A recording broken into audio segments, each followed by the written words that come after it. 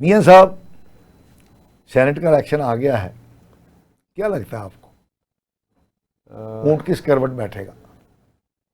آپ کی ساری باتیں جو ہے نا میں نے بڑے غور سے سنی ہیں.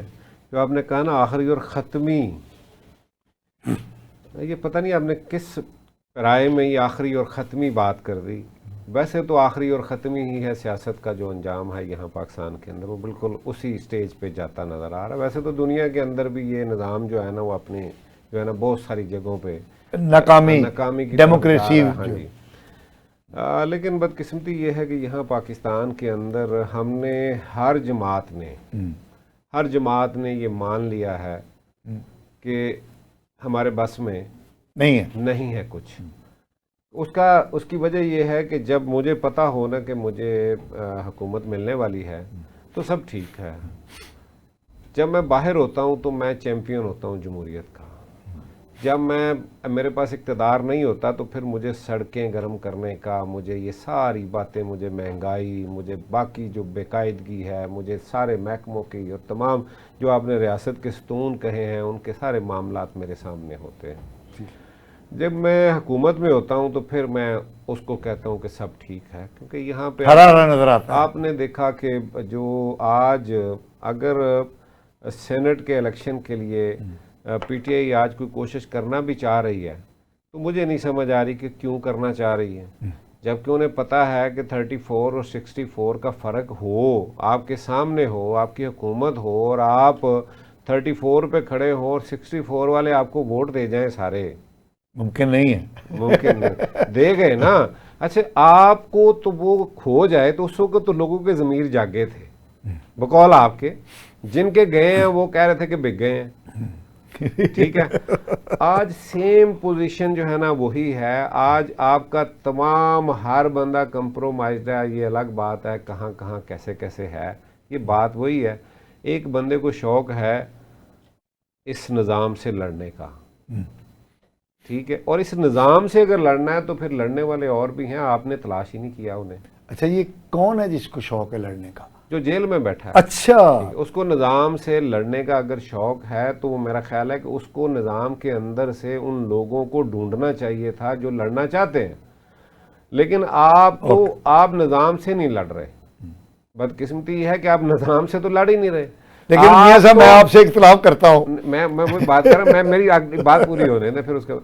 آپ نظام سے نہیں لڑ رہے، آپ ان سے لڑائی اس بات پہ کر رہے ہیں کہ میں کیوں نہیں، میں اس نظام کا میں کیوں نہیں. اگر آپ نے نظام سے لڑنا ہے تو پاشا صاحب میں بار بار یہ بات کہتا ہوں باوجود اس کے کہ آج حکومت کا حصہ ہیں، لیکن مجھے تکلیف ہوتی ہے کہ جب میں جمہوری اس عمل کو، اس پورے نظام کو اب بالکل جو آخری سانسیں لے رہا ہے اس کی طرف دیکھتا ہوں تو مجھے تکلیف ہوتی ہے کہ ہم اس کا حصہ ہیں. ہمیں جب اور اس کے باوجود کچھ کر نہیں پا رہے. ہماری پارٹیوں کے اندر دیکھیں نا، جب تک آپ پارٹیوں کے اندر جمہوریت نہیں ہوگی، جب پارٹیوں کے اندر الیکشن نہیں ہوں گے، جب تک آپ پارٹیوں کے اندر وہ ایک لوگوں کے اندر یہ پیدا نہیں کرتے جمہوری ایک سلسلہ نظام، سوچ نہیں پیدا کرتے، کس طرح سے آپ مجھے بتائیں کہ آپ جو ہے نا وہ چینج کرتے. ناظرین، ہمیں سینئر تجزیہ نگار جناب رانا صفدر حسین صاحب نے جوائن کر لیا. جناب رانا صاحب ویلکم ٹو مائی شو. سر بہت شکریہ پاشا صاحب، thank you very much. Rana صاحب ہمارے ساتھ اسٹوڈیو میں شریک گفتگو ہیں پاکستان مسلم لیگ کاف کے سینئر رہنما جناب میاں عبد الوحید صاحب. جی السلام علیکم میاں صاحب. وعلیکم السلام رانا صاحب. اچھا رانا صاحب، ہم گفتگو کر رہے تھے کہ ابھی شروع کی ہم نے گفتگو کہ جو سینٹ کے الیکشن ہو رہے ہیں اس میں پی ٹی آئی بڑی اپنے آپ کو ایکٹیو شو کر رہی ہے. ان کا ایک ڈیلیگیشن کے پی ہاؤس اسلام آباد سے گنڈا پور صاحب کی قیادت میں نکلا ہے، بڑے تم تراک سے. اس میں پی ٹی آئی کی پولیٹیکل قیادت بھی موجود ہے، گور صاحب بھی موجود ہیں، سلمان اکرم راجہ صاحب بھی موجود ہیں اور کچھ پارلیمنٹیرین بھی موجود ہیں. اور وہ لاہور کی طرف آئے ہیں اور ان سے پوچھا گیا کہ جناب کتنے چلے ہو؟ تو انہوں نے کہا بھائی ہم کوئی وہ دھرنا دینے یا وہ کچھ کرنے نہیں جا رہے، بلکہ ہم سینٹ کے الیکشن کے لیے جو ہماری پولیٹیکل قوت موجود ہے لاہور میں ان کے ساتھ ملاقات کر کے اور ان کو یعنی موٹیویٹ اور ایکٹیویٹ کرنے کے لیے ہم جو ہے جا رہے ہیں. تو رانا صاحب آپ اس چیز کو کس طرح دیکھتے ہیں کہ سینٹ کے الیکشن سے پی ٹی آئی کو کیا حاصل ہوگا؟ میرا نقطہ نظر یہ ہے کہ یہ پاکستان کی قومی سیاست میں آخری ٹرن ہے. اس کے بعد پورے نظام کے اندر جو ہے وہ حکمران اتحاد کو غلبہ حاصل ہو جائے گا. آپ کیا کہتے ہیں؟ بہت شکریہ پاشا صاحب، آپ نے بہت اچھی وضاحت کے ساتھ یہ سوال کیا ہے. میاں صاحب جو بات کر رہے تھے وہ بالکل حقیقت پر مبنی ہے کہ اگر یہ نظام سے لڑ رہے ہوتے تو یقیناً ان کے ساتھ فوجی بھی وہی ہوتے جو اس فیلڈ کے تھے، لیکن انہوں نے مانگے تانگے کی سواریاں جو ہیں وہ اپنے تانگے میں بٹھا لی ہوئی ہیں، اور یہ وہ لوگ ہیں جو آلریڈی قوم نے آزمائے ہوئے ہیں اور یہ دوسری پارٹیوں سے بھاگے اور انہیں ادھر پناہ مل گئی. اس میں کوئی شک نہیں کہ پی ٹی آئی کو عوامی تائید حاصل تھی، ہے بھی، اور شاید مستقبل میں بھی ان کے ساتھ یہ تائید تو رہے، لیکن اس تائید کو پازیٹیو انداز میں کوئی بھی ہینڈل نہیں کر سکا اور اس کے ثمرات جو ہیں وہ ان کو نہیں مل سکے، بلکہ وہ لوگ خاموش ہو گئے ہیں جو ان کے لیے بولتے تھے، کیونکہ نہ تو انہیں کوئی قانونی تحفظ مل سکا اور نہ ہی انہیں کوئی سیاسی قوت کسی کی پناہ حاصل مل سکی. تو اس صورتحال میں جیسا کہ انہوں نے پہلے بھی کئی تجربے کیے اور بری طرح سے یہ ایکسپوز بھی ہوئے اور انہوں نے مار بھی کھائی. اگر پہلے 100 کیس تھا، ایف آئی آر ان کے خلاف درج تھی، تو اس احتجاج کے بعد وہ 150 ہو گئی، اگلے احتجاج کے بعد وہ 200 سے 250 ہو گئی. تو میں سمجھتا ہوں کہ یہ ایک وہی پریکٹس ہے اور اس کو انہوں نے نام کچھ اور دے لیا ہے. پہلے شوشہ چھوڑا گیا کہ عمران خان صاحب کے جو بچے ہیں وہ آ رہے ہیں اور وہ لیڈ کریں گے. وہ خبر انہوں نے لیک کی، لیکن اس کو ان کو یہ نہیں شاید علم تھا کہ وہ غیر ملکی ہیں. ٹھیک ہے، وہ خان صاحب کے بیٹے ہیں، لیکن ان کی شہریت جو ہے مکمل طور پر وہ برطانوی ہیں.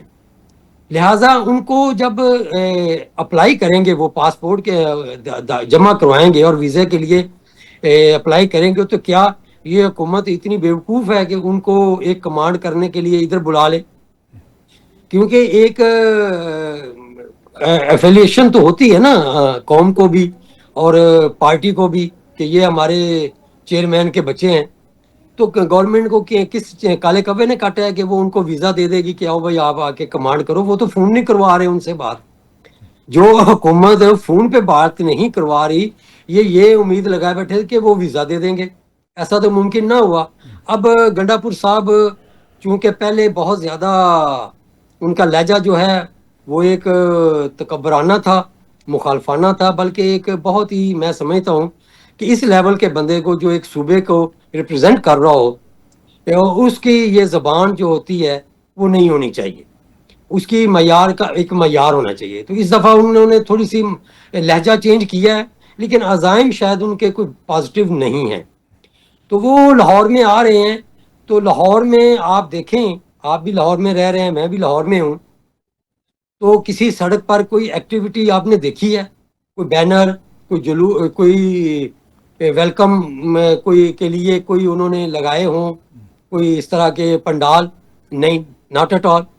تو انہوں نے پھر لاہور آ کے کیا کرنا ہے؟ چائے وائے پئیں گے، لاہوری کھانا کھائیں گے. تو اس میں تو لاہوریوں کا بڑا دل بڑا ہے، اور وہ آئیں گے، کھائیں پیئیں گے، کچھ چار اپنی جھکتے مکتے کریں گے اور میرا خیال ہے لوٹ جائیں گے. نقشہ تقدیر جو ہے وہ سامنے آ چکا ہے. کتنی سیٹیں پی ٹی آئی کو ملیں گی، کتنی نون کو ملیں گی، کتنی پیپلز پارٹی کو ملیں گی، یہ میرا خیال ہے کہ ہم سب کو اب جمع تفریق کر کے پتہ چل چکا ہے کہ کس کے تھیلے میں کتنے دانے ہیں اور اس میں سے کون سا کبوتر ظاہر ہونا ہے. تو اب میرا خیال ہے کہ جو سینٹ کے الیکشن ہے شاید اس پہ کچھ نہیں ہو سکتا.